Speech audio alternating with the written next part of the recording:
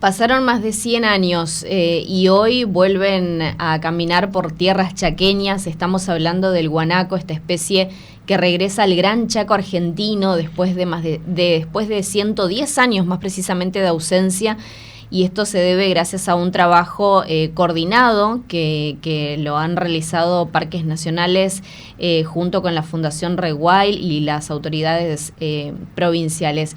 Y estamos en comunicación con Gerardo Cerón, quien es de la Fundación y que nos va a contar más detalles acerca de esta maravillosa noticia para la reintroducción de esta especie. Gerardo, ¿cómo estás? Muy buenos días. Aquí estamos Dayana, Esteban y Hugo. Hola, muy buenos días. Un placer estar acá, especialmente para contar una noticia tan linda como es el regreso después de 100 años del guanaco a tierras chaqueñas, ¿no? Pensar que en el pasado el guanaco estuvo en gran parte del territorio argentino y si bien hoy lo asociamos a la estepa y a lugares de montaña, estaba en gran parte de nuestra llanura. Hay registros de su abundancia contados de a miles en distintas zonas del Chaco, y que hoy se abran las puertas de un recinto y poder contar con estos ejemplares libres dentro de un parque nacional es un motivo de orgullo para todos.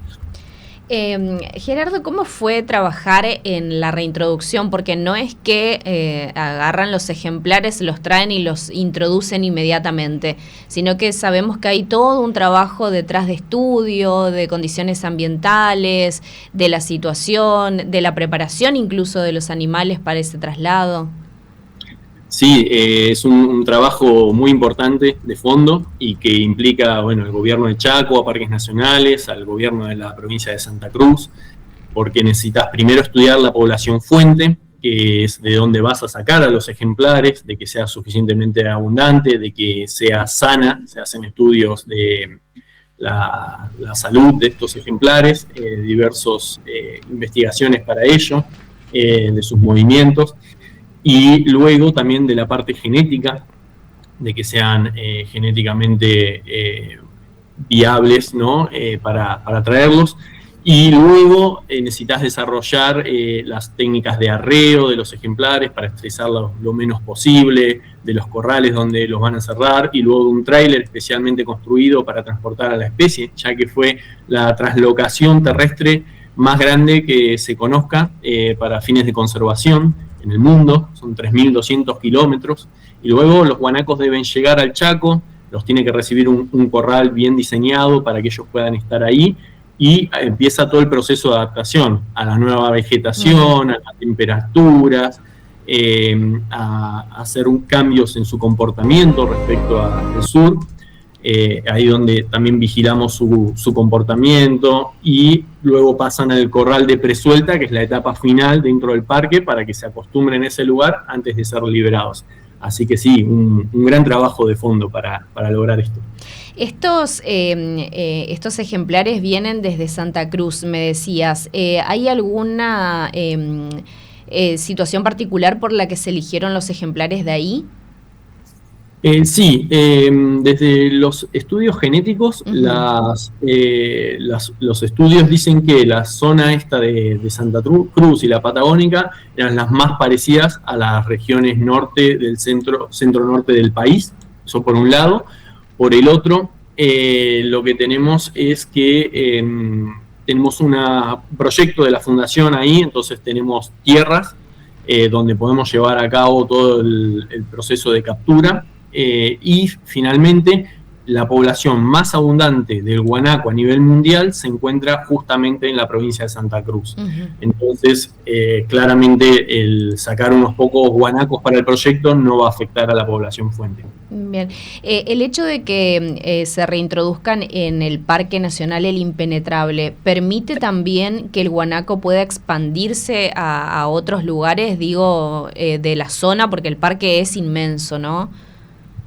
Sí, claro. El parque es el mejor lugar donde se puede comenzar una reintroducción, debido a que está muy bien protegido, tiene un tamaño enorme, tiene muchos pastizales. A pesar de que uno tiene la imagen del Impenetrable como una zona muy boscosa, también hay muchos pastizales donde los guanacos se pueden mover y prosperar. De hecho, también los meten bastante al bosque, a los arbustales, más de lo que se cree, pero además está bien conectado con otras áreas en los alrededores donde los guanacos pueden ir saliendo. Y hay un muy buen trabajo con las comunidades que aceptan al guanaco, están contentos con su regreso y están comprometidos a no cazarlo, a cuidarlo, porque además lo ven como un atractivo turístico más para el turismo de naturaleza que se está desarrollando hoy en el Parque Nacional Impenetrable y que está trayendo importantes beneficios a todas las comunidades. Justamente eso quería consultarte. Sabemos que están trabajando fuertemente con las comunidades de allí e incluso en el informe que ustedes nos compartían respecto de la reintroducción del guanaco después de más de 100 años, nos referían algunas historias en lengua com justamente sobre lo que significaba para el Chaco volver a tener esta especie en sus tierras. Sí, sin dudas. Si bien el guanaco existió hasta pasando Paraguay, en la región chaqueña, hoy solo quedan unos poquitos entre el límite de Paraguay y Bolivia, y es necesario recuperarlos. Y recuperarlos implica, por un lado, el regresar al rol ecológico que tiene el guanaco como gran herbívoro nativo, que es muy importante y que no es suplantado ni por insectos que pueden tener herbivoría, ni por el ganado exótico, como son las vacas, caballos y chivos, sino que además recupera la cultura, ¿no? Nuestras raíces. En todas las lenguas de los pueblos originarios de la zona tienen palabras para el guanaco, ¿no? Que eso, por un lado, demuestra su existencia y demuestra el vínculo que tenían. Y cuando uno empieza a estudiar historia, ve que se hacían partidas de caza, de guanaco, de los pueblos originarios, estaba muy presente en su cultura y en su día a día. Entonces, traer de vuelta una especie tiene diversos propósitos. El ecológico, que es muy importante, el cultural y el económico con esta nueva relación en el cual cuanto mejor le va a la naturaleza, mejor le va a la gente del lugar a través del ecoturismo. Gerardo, muchísimas gracias por estos minutos, felicitaciones por el enorme trabajo que hacen. Nosotros por allí vemos el resultado final, solamente por eso nos parece tan interesante que nos puedas contar todo este proceso que lleva muchos años de trabajo, con muchas personas involucradas, y qué bueno que puedan volver a generar esto en todos nosotros, la conciencia del cuidado ambiental, del cuidado de nuestras especies, de volver a revalorizar estos espacios como el Impenetrable, y que seamos también un foco como turismo de naturaleza. Desarrollarlo desde ese lugar también es muy interesante, así que te agradecemos muchísimo a vos y a todo el equipo, por supuesto, por siempre la generosidad de unos minutos con nosotros.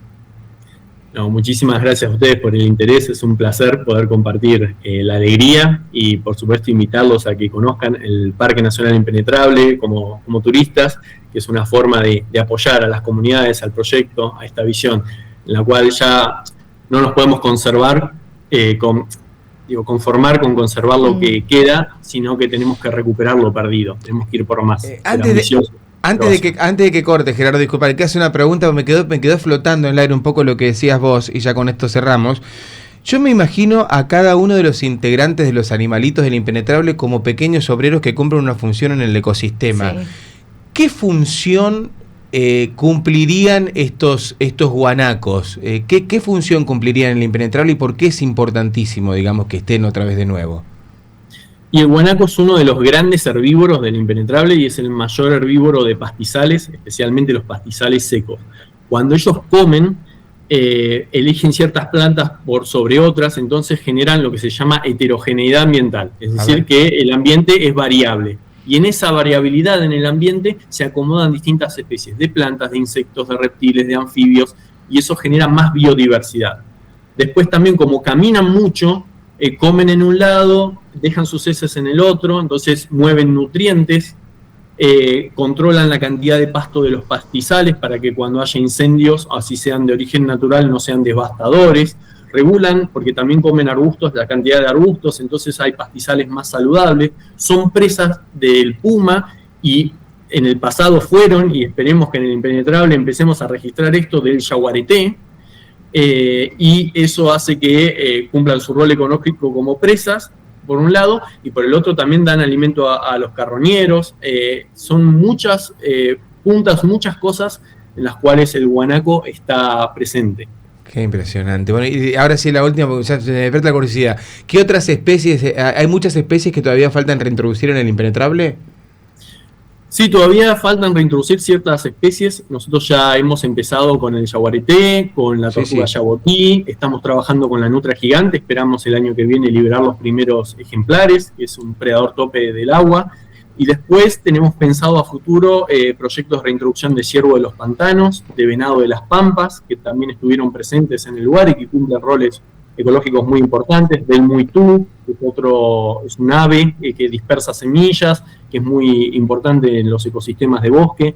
Sí, todavía nos queda mucho trabajo por hacer, pero estamos, bueno, muy motivados y muy alineados, lo que es el gobierno nacional, parques nacionales, los gobiernos provinciales, de que este es el camino a seguir. Gerardo, muchísimas gracias por atendernos, bien clarito. Adiós, un gusto estar con ustedes. Bueno, allí estaba Gerardo Cerón de la Fundación Rewalding. Qué bueno que es esto que decía, ¿no? Porque no es que solamente es una reintroducción para que la gente venga, los vea y que son lindos animalitos para el turismo, que es fundamental y que es importante, sino que cada una de estas especies cumplió un rol en el pasado. Sí, totalmente. Y además no es un trabajo que se realizó y que digan, ay, queremos introducir guanacos acá. Tengo ganas, y los llevan. No, es un proceso de años. Lo que decía del ave muitú. Sí. El muitú hace más de 10 años, 15, si no me equivoco, 20 años, en el complejo ecológico de la ciudad de Sáenz Peña, lograron rescatar a uno de estos animales, que es un ave en peligro de extinción, y empezaron de a poquito a criarlos en cautiverio para poder educarlos, a liberarlos después. Y fueron liberándolos de a poquito en la zona de frontera entre Chaco y Formosa. Allí hay un espacio también, y la especie ya empezó de a poquito a reintroducirse. Entonces hay un trabajo, 20 años. Sí, claro, porque tenés que estudiar, ¿está la comida para que este animal... las condiciones dadas para que esos animales puedan volver? Y esas funciones que él decía, ¿no? De cómo empiezan a equilibrar el ecosistema.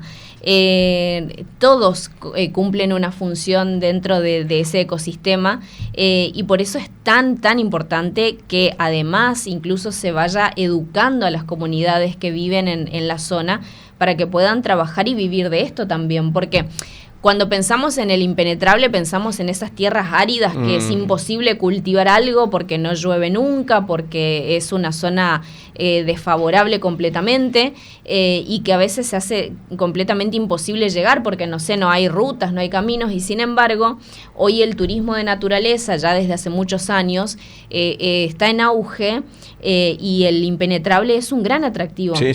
Si nos ponemos a pensar en los últimos 10 años, el impenetrable trajo a turistas de otros continentes, donde ya no existen estos espacios verdes muchos tan amplios, y entonces vienen a mirar eso, a admirar la naturaleza. Y nosotros lo tenemos acá, entonces no lo valoramos. Pero aparte cada vez se va poniendo más lindo y cada vez se va poniendo más virgen el monte, si quiere, justamente por estas especies. Exacto. Que cumplen un rol fundamental en que se vaya volviendo a reproducir lo que fue el impenetrable en otros tiempos, ¿no?